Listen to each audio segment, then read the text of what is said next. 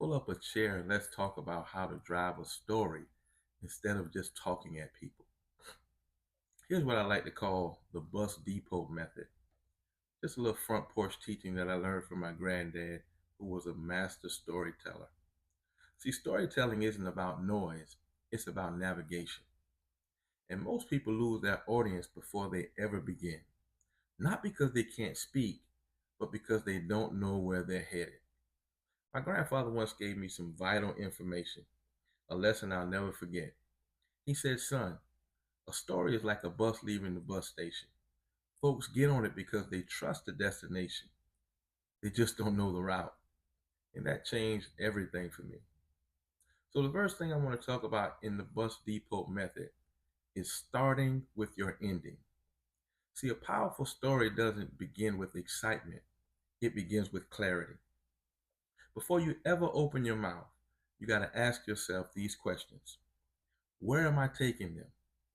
Is this story leading to hope, conviction, laughter, or faith? Because if you don't know the destination, your middle will wander. You'll ramble, you'll circle the block, you'll run out of fuel before you ever arrive. The second thing is the structure. He always told me that a story consists of these three elements: introduction, which is the origin, your body, which is the root, and the conclusion, which is the destination or where you're going.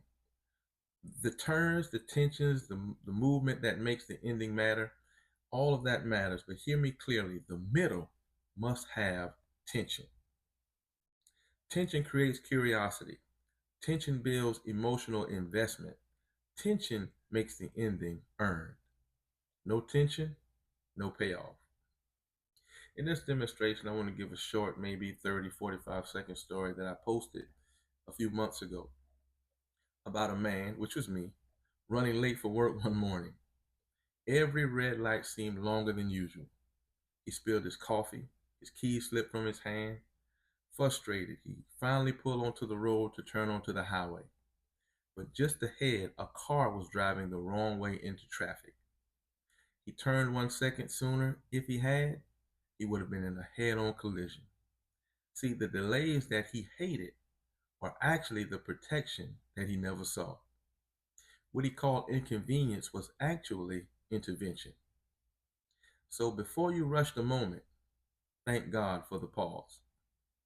That was the story I posted. And just to break that story down, I want to show you the destination. The destination was faith and trust in God's timing.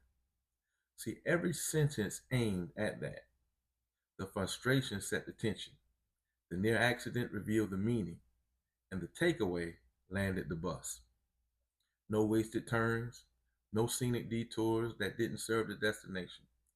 See, the tension lived in this question. Was the delay denial or was it defense? See, that space between my frustration and God's foresight, that's where the story breathes. So here's the core lesson. Every strong story begins with clarity of destination. If you know where you're going, every turn makes sense. If you know the ending, the middle won't meander. So I want you to take away this with you.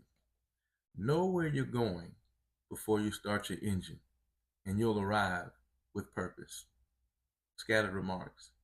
Peace.